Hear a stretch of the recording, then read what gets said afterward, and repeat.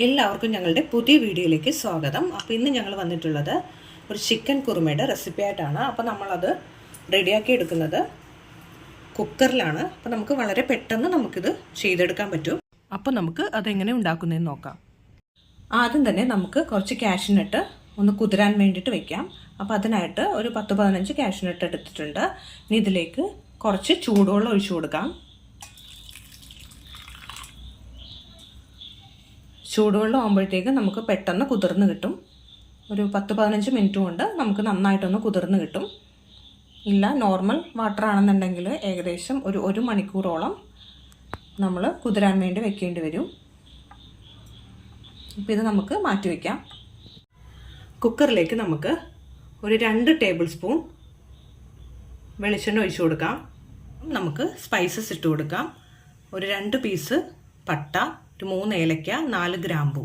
അപ്പോൾ ഇത് ഇത്രയും ഇട്ട് കൊടുക്കാം. ഇനി നമുക്ക് 2 മീഡിയം സൈസ് സവാള കനം കുറച്ച് നീളത്തിലൊന്ന് അരിഞ്ഞെടുത്തതാണ്, അത് ഇതിലേക്ക് ഇട്ട് കൊടുക്കാം. ഇതിലേക്ക് ഒരു 1/4 ടീസ്പൂൺ ഉപ്പും കൂടെ ഇട്ട് കൊടുത്തിട്ടുണ്ട്. ഇനി നമുക്കിത് നന്നായിട്ടൊന്ന് വഴറ്റിയെടുക്കാം.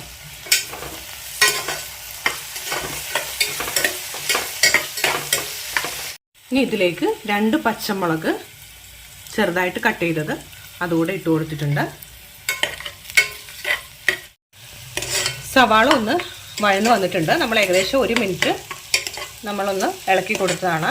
ഇനി നമുക്കിതിലേക്ക് 1 ടേബിൾ സ്പൂൺ ഇഞ്ചി വെളുത്തുള്ളി ചതച്ചത് ഇട്ട് കൊടുക്കാം. എന്നിട്ട് ഇതുകൂടെ ഒന്ന്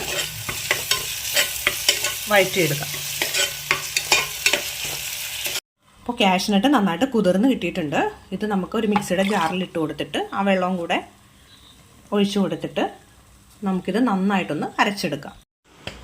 അപ്പോൾ കാഷ്യൂനട്ട് നമ്മൾ നന്നായിട്ടൊന്ന് അരച്ചെടുത്തിട്ടുണ്ട്. നമുക്കിതൊന്ന് മാറ്റി വയ്ക്കാം.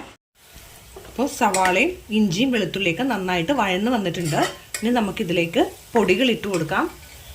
ഇതിലേക്ക് 1 ടേബിൾ സ്പൂൺ മല്ലിപ്പൊടിയും, ഒരു 3/4 ടീസ്പൂൺ കുരുമുളക് പൊടിയും, ഒരു 1/4 ടീസ്പൂൺ മഞ്ഞൾപ്പൊടിയും, 1/2 ടീസ്പൂൺ ഗരം മസാലപ്പൊടിയും കൂടെ ഇട്ട് കൊടുക്കാം.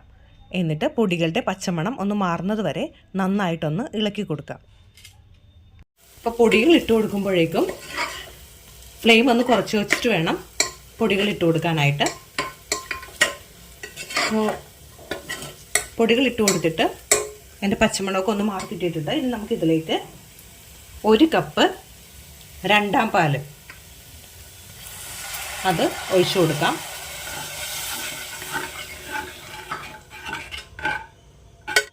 ഇനി ഇതിലേക്ക് പാകത്തിന് ഉപ്പ് കൂടെ ഇട്ട് കൊടുക്കാം. നേരത്തെ ഞാൻ ഒരു 1/4 ടീസ്പൂൺ ഉപ്പാണ് സവാള വഴറ്റാൻ നേരത്തെ ഇട്ട് കൊടുത്തത്. ഇനി നമുക്ക് ഒരു 1/2 ടീസ്പൂൺ ഉപ്പും കൂടെ ഇട്ട് കൊടുക്കാം. ഇനി നമുക്കിതിലേക്ക് ചിക്കൻ ഇട്ട് കൊടുക്കാം. അപ്പം ഞാൻ ഏകദേശം ഒരു 3/4 കിലോ ചിക്കൻ എടുത്തിട്ടുണ്ട്. അപ്പോൾ അത് നമുക്ക് ഇതിലേക്ക് ഇട്ട് കൊടുക്കാം.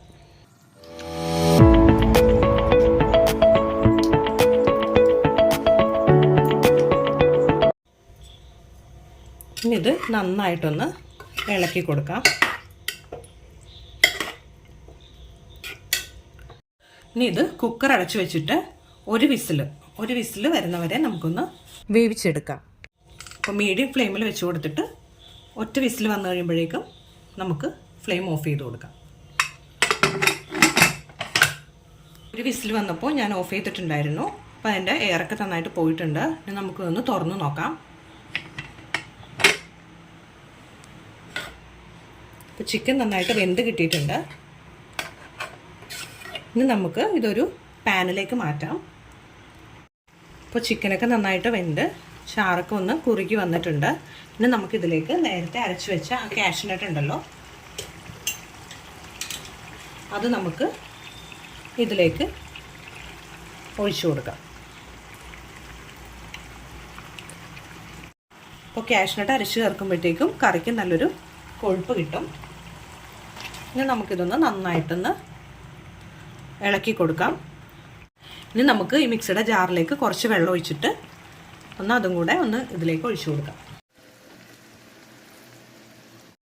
ഇതെല്ലാം കൂടെ നന്നായിട്ടൊന്ന് മിക്സ് ചെയ്ത് കൊടുക്കാം.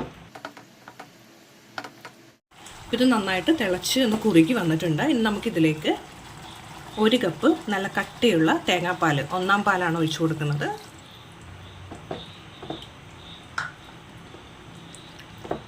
ഒന്നാം പാൽ ഒഴിച്ചു കൊടുത്തതിന് ശേഷം തിളയ്ക്കേണ്ട ആവശ്യമില്ല. ഒന്ന് ചൂടായി കഴിയുമ്പോഴേക്കും നമുക്ക് ഫ്ലെയിം ഒന്ന് ഓഫ് ചെയ്ത് കൊടുക്കാം. നമുക്കിതിലേക്ക് കുറച്ച് കാഷ്നട്ട് ഒന്ന് വറുത്തിടണം. അപ്പോൾ അതിനായിട്ട് ഒരു പാൻ സ്റ്റൗവിലേക്ക് വെച്ച് കൊടുത്തിട്ടുണ്ട്. അതിലേക്ക് 1 ടീസ്പൂൺ നെയ്യ് ഇട്ട് കൊടുത്തിട്ടുണ്ട്. അപ്പോൾ നെയ്യ് ഒന്ന് ചൂടായി വന്നിട്ടുണ്ട്. ഇനി നമുക്കിതിലേക്ക് കുറച്ച് കാഷ്നട്ട് ഇട്ട് കൊടുക്കാം. അപ്പോൾ കാഷ്നട്ട് ഇങ്ങനെ നെയ്യിൽ വറുത്തിടുമ്പോൾ ഈ കുറുമയ്ക്ക് പ്രത്യേക ടേസ്റ്റ് ആയിരിക്കും. ഇതൊന്ന് വറുത്തെടുക്കാം നമുക്ക്. അപ്പോൾ കാഷ്നട്ട് നമ്മൾ നന്നായിട്ട് വറുത്തെടുത്തിട്ടുണ്ട്. ഇനി നമുക്കിത് ആ കറിയിലേക്ക് ഇട്ട് കൊടുക്കാം.